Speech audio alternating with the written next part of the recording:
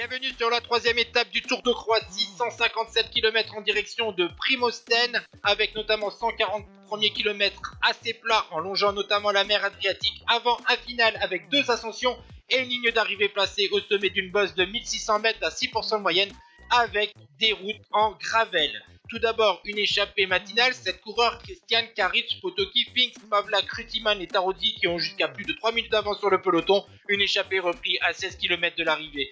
Nous sommes maintenant dans cette montée finale de 1600 mètres à 6% de moyenne. Comme je vous ai dit, il y a des routes blanches et on va assister à une accélération du leader du classement général, le vainqueur des deux premières étapes, Jonathan Milan, le sprinter.